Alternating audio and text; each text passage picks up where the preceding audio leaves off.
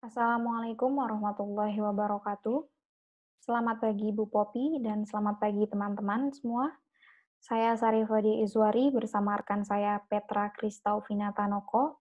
Kami akan mempresentasikan mengenai proposal PKM penelitian kami yang berjudul Pembuatan Cloud Coating dari ekstrak Euphorbia hirta menggunakan teknologi nanoenkapsulasi sebagai pelindung pakaian medis dari kontaminasi Pseudomonas aeruginosa.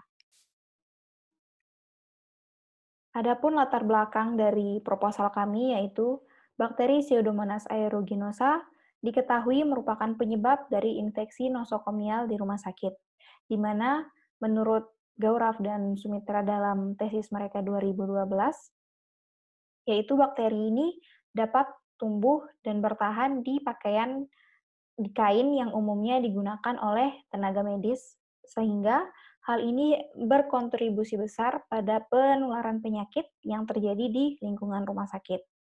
Kemudian kami menemukan bahwa Euphorbia hirta merupakan suatu tumbuhan liar, di mana dia umumnya tumbuh di lingkungan yang baik bersuhu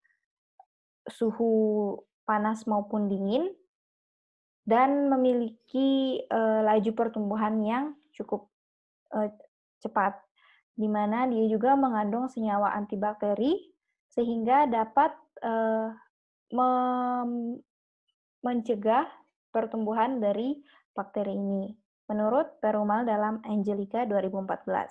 Sehingga kami mengusulkan untuk membuat suatu cloth coating, yaitu finishing pada sebuah kain, sehingga nanti aktivitas dari bakteri Pseudomonas aeruginosa ini bisa dicegah oleh adanya senyawa antibakteri dari ekstrak Euphorbia hirta yang diberikan kepada kain yang digunakan oleh tenaga medis di rumah sakit. Adapun rumusan masalahnya yang pertama, bagaimana pembuatan cloth coating dari ekstrak Euphorbia hirta menggunakan teknologi nanoenkapsulasi. Yang kedua, apakah bahan kapsul yang cocok untuk pakaian tenaga medis? Dan yang ketiga, berapa konsentrasi ekstrak Euphorbia hirta murni dalam 1 nanoenkapsul agar efektif untuk menginhibisi pertumbuhan bakteri Pseudomonas aeruginosa. Tujuannya yaitu untuk mengetahui cara pembuatan cloth coating dari ekstrak Euphorbia hirta menggunakan teknologi nanoenkapsulasi, mengetahui bahan kapsul yang cocok untuk pakaian tenaga medis berbahan campuran katun atau polyester agar nanoenkapsul tidak mudah terlepas, serta mengetahui konsentrasi ekstrak senyawa Euphorbia hirta dalam 1 nanoenkapsul yang efektif untuk menginhibisi pertumbuhan bakteri Pseudomonas aeruginosa.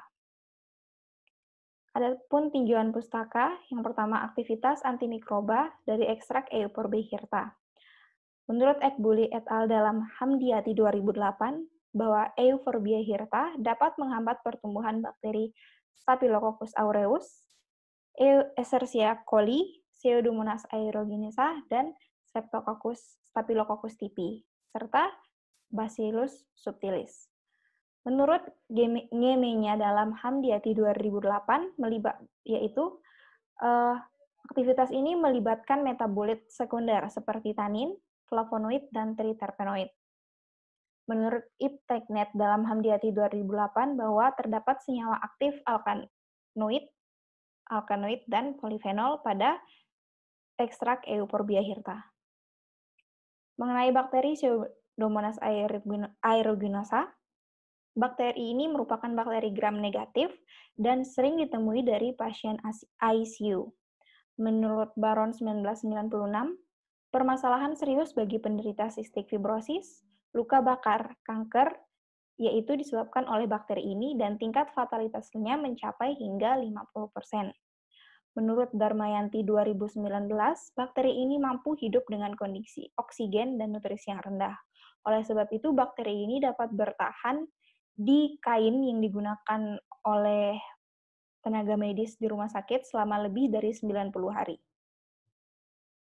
Kemudian nanoenkapsulasi pakaian tenaga medis, yaitu teknologi nanoenkapsulasi merupakan pengepakan senyawa di dalam materi sekunder seperti cangkang.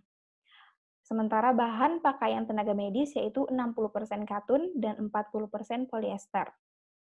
Pada penelitian sebelumnya, teknologi nanoenkapsulasi ini pernah digunakan untuk finishing sebuah kain yang berjenis denim yang dilakukan oleh Sumitra et al. Pada tahun 2012, di mana hasilnya ditemukan bahwa ekstrak herbal ini dapat digunakan untuk memfinishing kain denim, di mana dapat mencegah aktivitas dari pertumbuhan bakteri selama lebih dari 40 hari.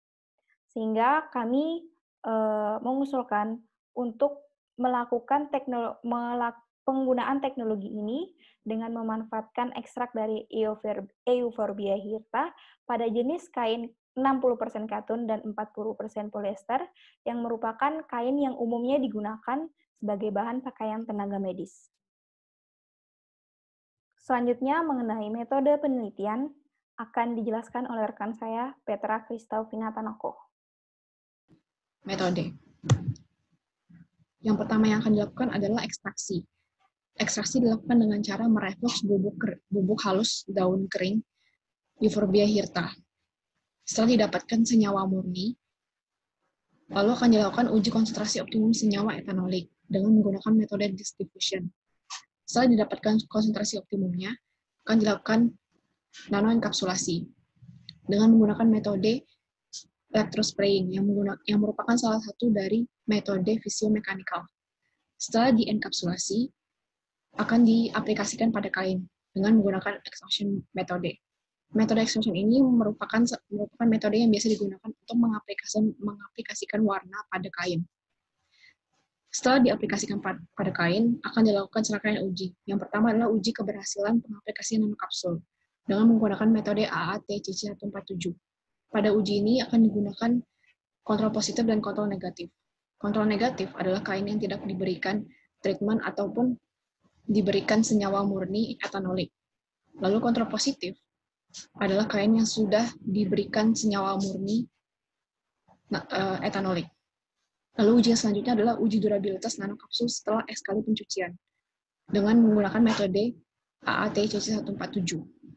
Pada uji ini akan dilakukan 3 perlakuan, ya, dengan masing-masing perlakuan memiliki beberapa kali pencucian yang berbeda.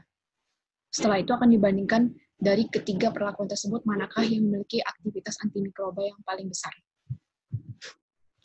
Biaya dan jadwal. Biaya yang rencananya akan kita gunakan adalah sebesar 5.067.100 dengan rincian bahan habis pakai adalah sebesar 3.567.100 dan lain-lain yang merupakan biaya sewa laboratorium dan peralatan di dalamnya sebesar 1.500.000. Timeline pelaksanaan penelitian. Pada bulan pertama akan dilakukan ekstraksi dan uji konsentrasi optimum yang akan berlangsung hingga bulan kedua. Lalu pada bulan kedua hingga bulan ketiga akan dilakukan nanoenkapsulasi dan aplikasi nanokapsul. Lalu pada bulan keempat, uji keberhasilan pengaplikasian dan uji durabilitas nanokapsul. Terima kasih.